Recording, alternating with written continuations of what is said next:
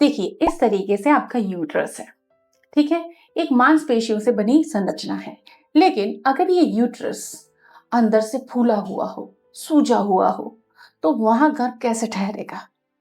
और इसकी इस हालत के जिम्मेदार कहीं ना कहीं आपके डाइट है। फर्टिलिटी न्यूट्रिशन एक बहुत ही खूबसूरत सब्जेक्ट है, हमें सिखाता है कि नेचुरल कंसीव करने के लिए क्या खाना है। और यकीन मानिए 60 से 70% केसेस में न्यूट्रिशन के बिना बिल्कुल काम नहीं चलता, दवाओं से भी फर्क नहीं पड़ता। तो आप दवाएं लें चाहे ना लें, हेल्दी न्यूट्रिशन आपको कंसीव करने में हेल्प जरूर कराएगा।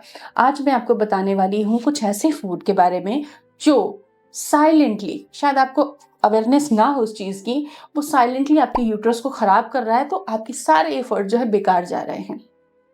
आइए मिलके सीखते हैं, इम्प्रूव करते हैं अपनी लाइफ को।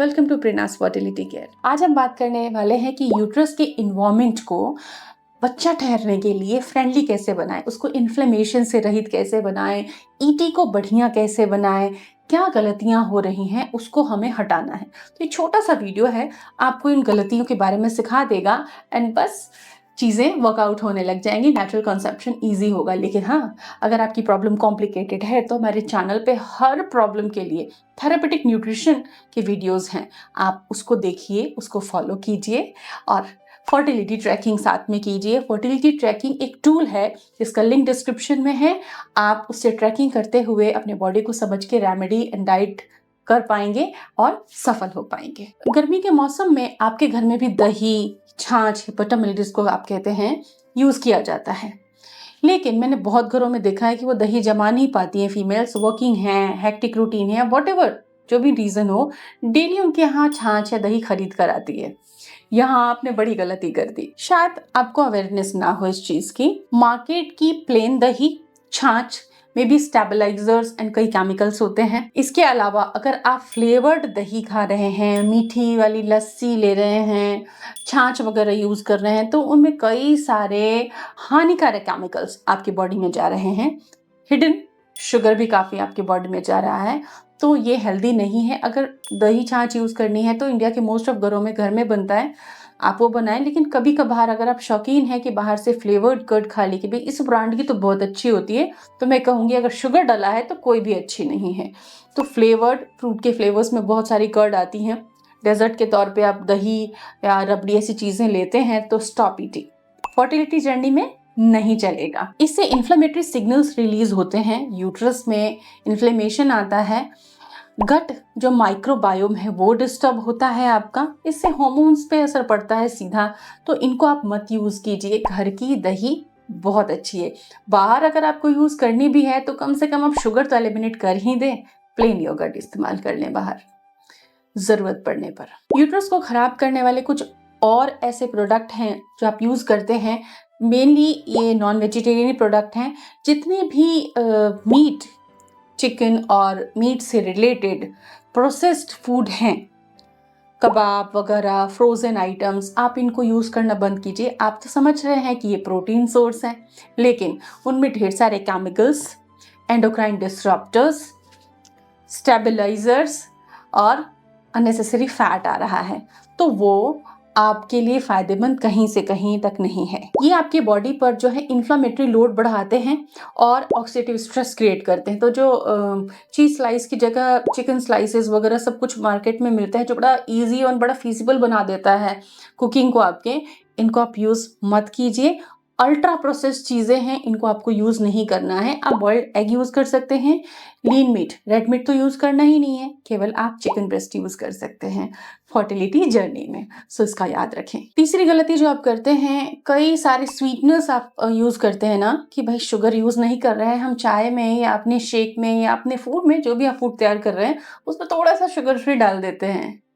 ये एक बहुत बड़ी गलती है। ये जो शुगर फ्री है, इसमें मैं डिटेल रिसर्च वर्क शेयर करने वाली हूँ प्रेरणास डाइट क्लिनिक पे, आप सभी के साथ में, आप वहां पर भी मुझसे जुड़ जाएं। तो ये जो शुगर फ्री है, ये आपके जो इंटेस्टाइन में बैक्टीरिया रहते हैं ना, गुड बैक्टीरिया, इनके सिस्टम को हिला देता है।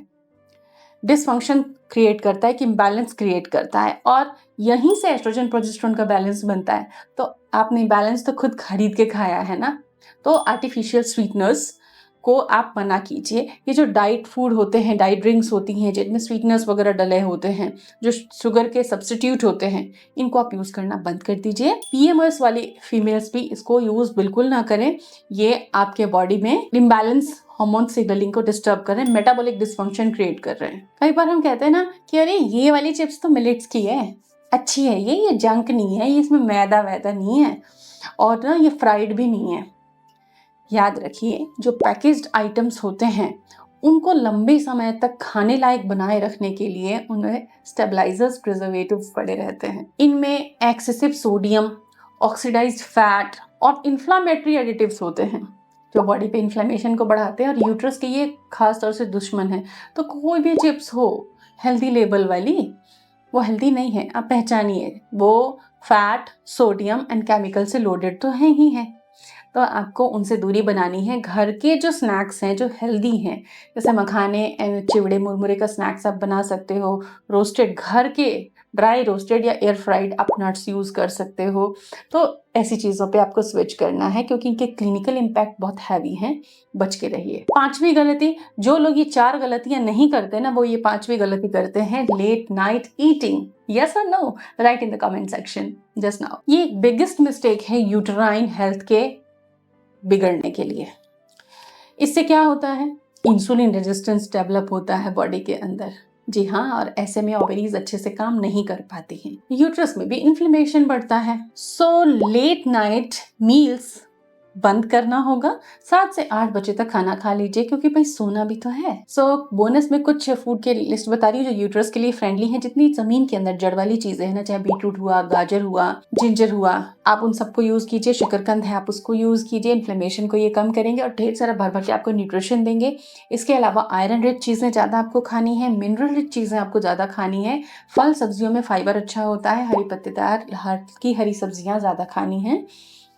जो गट को अच्छा रखता है वो यूट्रस को अच्छा रखता है। तो फाइबर गट के लिए अच्छा है, देन यूट्रस के लिए भी अच्छा है। यूट्रस हेल्दी तो ही तो प्रेगनेंसी पॉसिबल है। So follow this ideas. Thank you.